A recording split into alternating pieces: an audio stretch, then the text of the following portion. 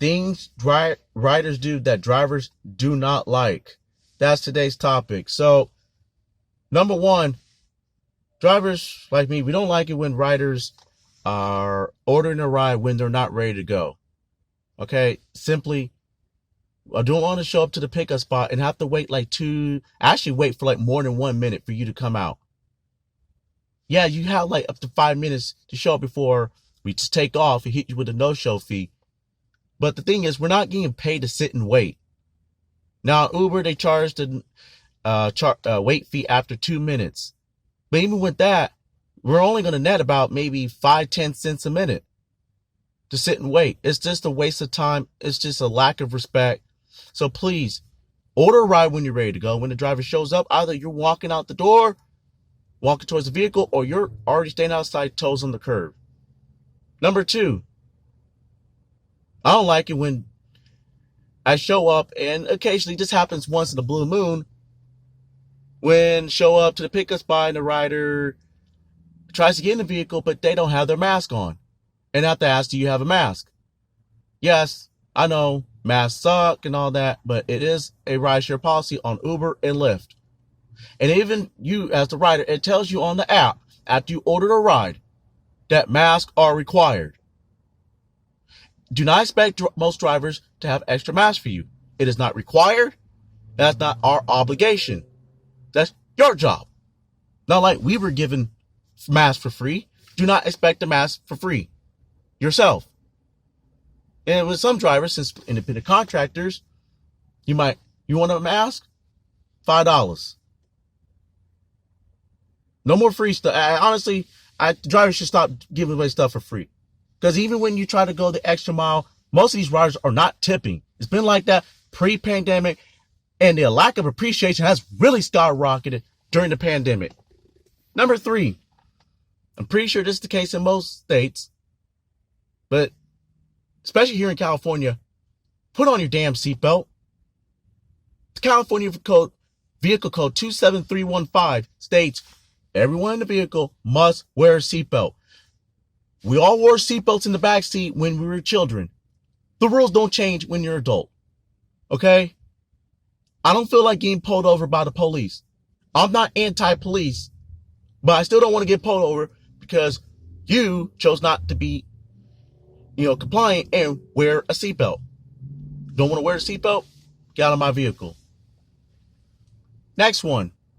If you have a little child coming with you, a baby, or someone under the age of 8 or under 4'9", I understand this is the policy in most states.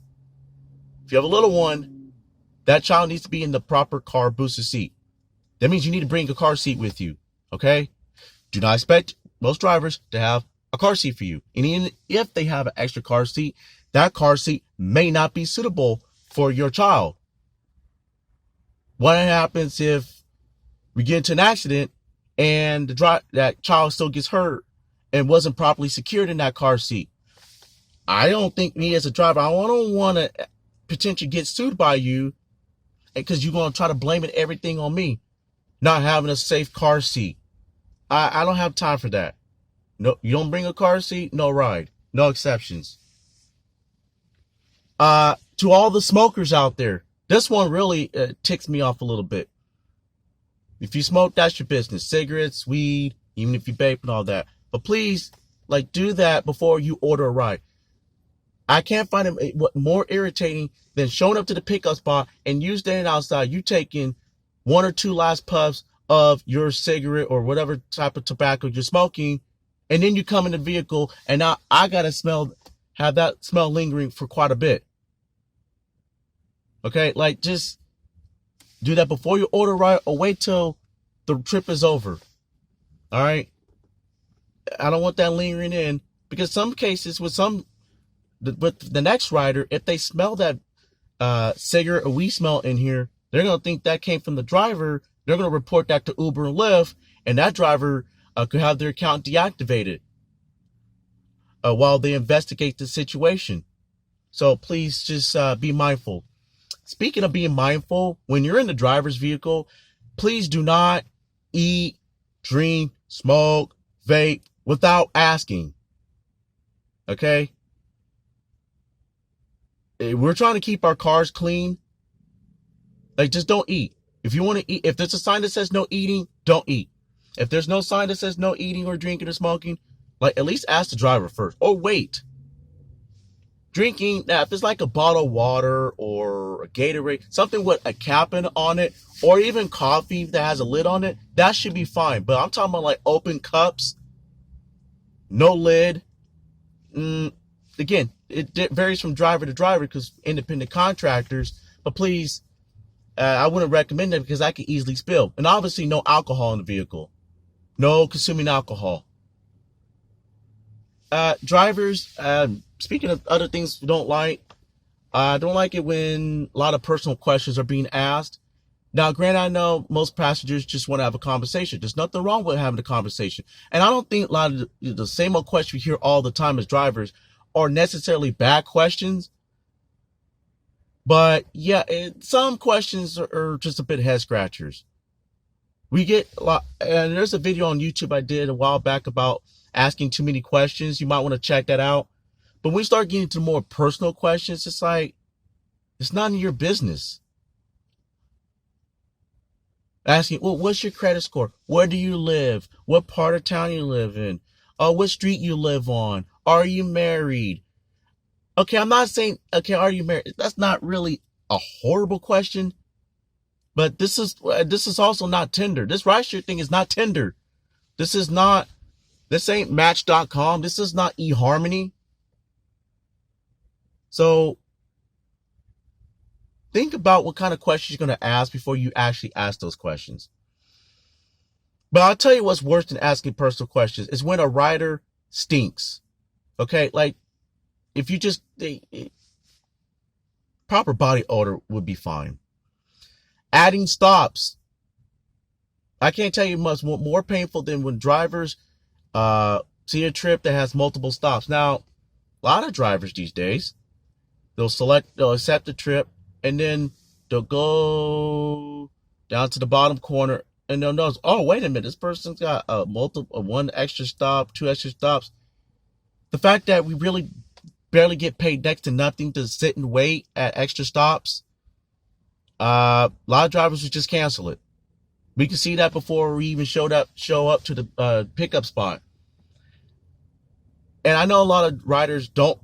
They know that drivers don't like extra stops, so they'll wait for the driver to show up, to get in the car, they'll start the trip, and then during the trip or the beginning part of the trip, they'll add that stop. Like, if you know that we don't like extra stops, then why would you add it during mid-trip? If you need to add an extra stop, at least ask. I mean, at least ask first, because you know we have lives too.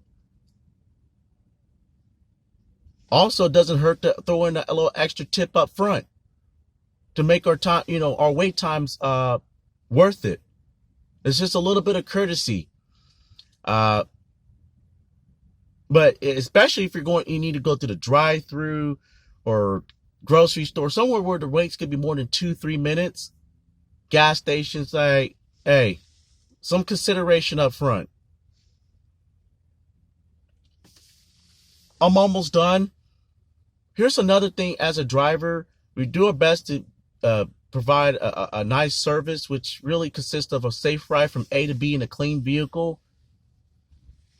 But we know there are some riders out there that are just jackasses and would like to rate drivers, give a driver a rating below 5 stars for no reason. We know that some drivers will rate riders low for no reason or knock down, no mask, falsely accuse someone not wearing a mask and all that. But the reality is riders have been falsely accusing drivers for years. I'm not saying 2 wrongs make it right. To some degree, now you get a taste of what it feels like. You get to wear our shoes for a hot second.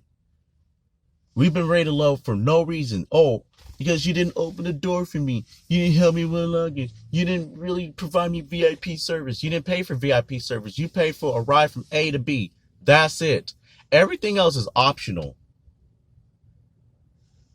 And also, so please don't do that. And over the last year, I've been reading about riders complaining about surge price and all that. It's mainly because of supply and demand. I'm surprised so many people still don't understand supply and demand. It's not that hard to understand supply and demand. So just listen up. We're not causing the surges, okay?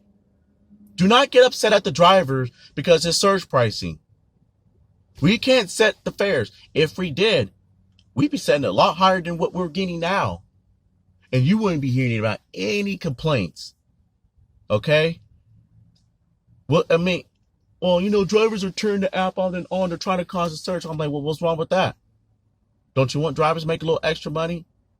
Yeah. Surging or not surging, Uber and Lyft is still taking 40 to 45% of the fare before passing the crumbs down to the driver.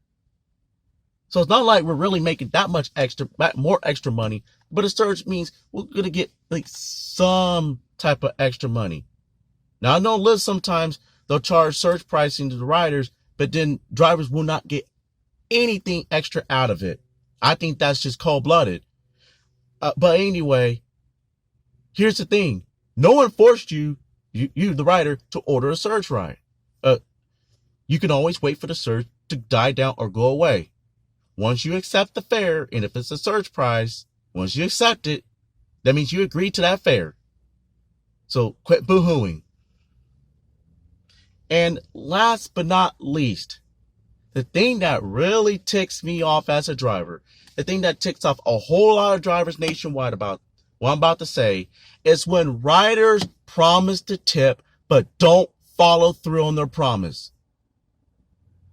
Action speaks louder than words. Most people that have tipped never say to the driver, oh, I'm going to get you on the app. I'm going to tip you on the app. I got you, bro. But notice that most people that promise to tip never follow through. If you know you're not going to tip, don't mention, don't say anything about you're going to tip. Okay? Just don't. Why are you trying to trick a driver? Were you trying to get 5 stars or something? We can see during the trip history who tipped. That's a check mark. Of course, you can always tip in cash or on some cash app or anything. But if you're a non-tipper that don't falsely promise you're going to tip the driver, you don't. That's not going to look good for you. And that's all I got to say. Check out the Facebook page, The 916 Rideshare. Give it a like. Subscribe to the YouTube channel, The 916 Rideshare.